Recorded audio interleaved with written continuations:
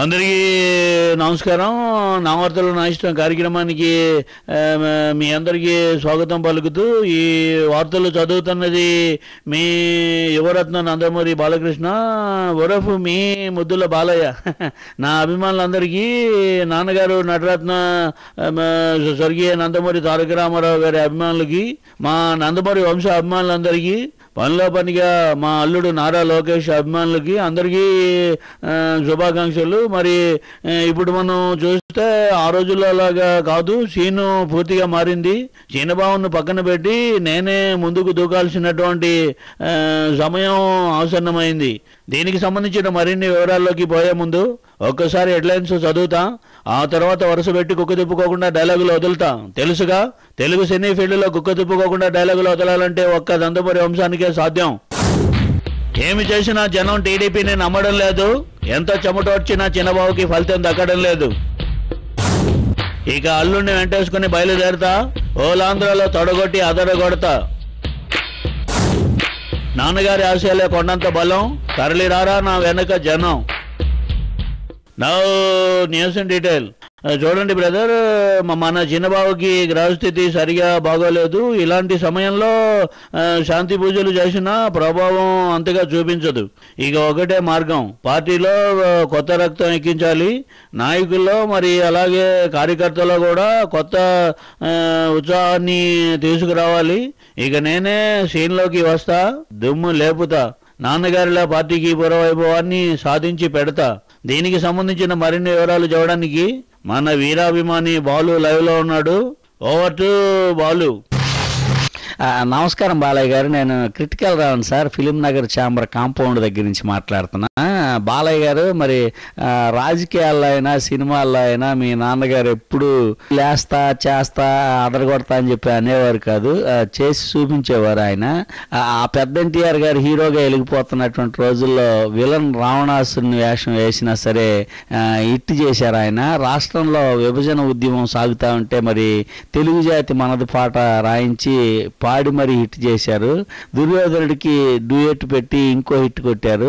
మీరు ప్రద్దానికి మీ నాన్నగారు పెద్ద ఎన్టీఆర్ పేరుని ప్రస్తావించి అనవసరంగా పోలిక తెస్తున్నారు. కానీ ఏమీ అనుకోకపోతే మళ్ళీ మీకు ఒక విషయం చెబుతున్నాను, మీకు మీ నాన్నగారికి అస్సలు పోలికే లేదు బాలయ్య గారు.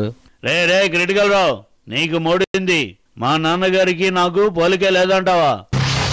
హలో, హాయ్ బాలయ్య గారు, దిస్ ఇస్ హైబర్ సింహా ఫ్రమ్ ఆస్ట్రేలియా. సార్, మీరు అనవసరంగా రాజకీయాల్లో కొత్త రక్తం ఎక్కిస్తారని చెప్పి టైం వృధా చేస్తున్నారు సార్. మీకు దేవుడు అద్భుతమైనటువంటి టాలెంట్ ఇచ్చారు sir. Brahmanandam, Ali, just like వాళ్ళంతా కూడా రియల్ లైఫ్లోనే కామెడీ పండించగలరు సార్. మీ టాలెంట్ సెపరేట్ సార్, మీరు రియల్ లైఫ్లో కూడా కామెడీ పండించగలరు. ఆ కెపాసిటీ అందరికీ ఉండదు సార్, మీకొక్కరికే ఉంది. దాని మీద దృష్టి పెట్టండి. రియల్ లైఫ్లో కామెడీలో మీకు చిరంజీవి గారు ఒక్కరే పోటీ, ఇంకొకరిని చూపించండి, ఏ ఒక్కరు కూడా కనిపించరు.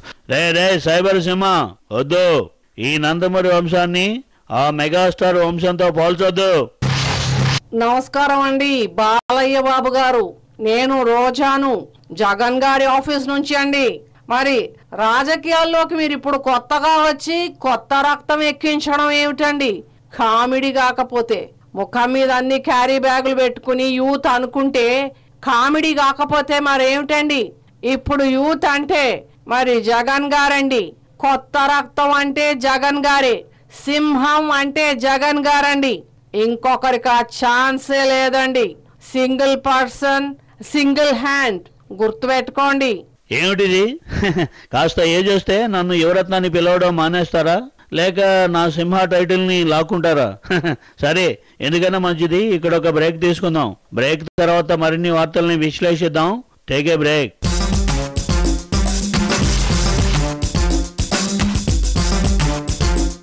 Welcome back. నా వార్తలు నా ఇష్టం కార్యక్రమానికి విరామం తర్వాత మళ్ళీ తిరిగి స్వాగతం.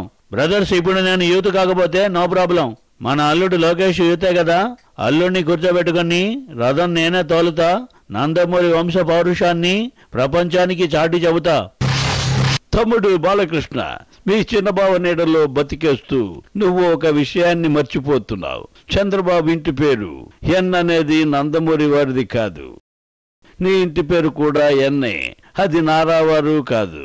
నువ్వు ఆ ఎన్నుని ఈ ఎన్నుని అన్ని ఎన్నుల్ని కలిపేస్తున్నావు. నందమూరి వంశంలో చాకుల్లాంటి వారసుల్ని నేను కని రెడీగా లైన్లో ఉంచాను. నీ రథంపై జూనియర్ ఎన్టీఆర్ని ఎక్కించుకో, కళ్యాణ్ రాముని ఎక్కించుకో. బాబాయ్ అబ్బాయిలు జోడీ బాగుంటుంది. కావాలంటే మా అబ్బాయిల్ని పెట్టుకుని రథం నేను తోలుతా. సరే, అది సరే హరియన్నయ్య, నీ కొడుకుల్ని కూర్చోబెట్టుకుని నువ్వే రథం తోలితే నేనెక్కడ కూర్చోవాలి? నాయనా బాలయ్య బాబు, నేనయ్యా లక్ష్మీ పార్వతిని.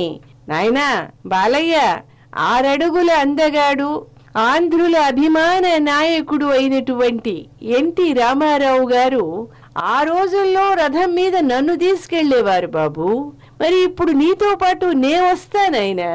నడు, చంద్రబాబు ఇంటికే పోదాం.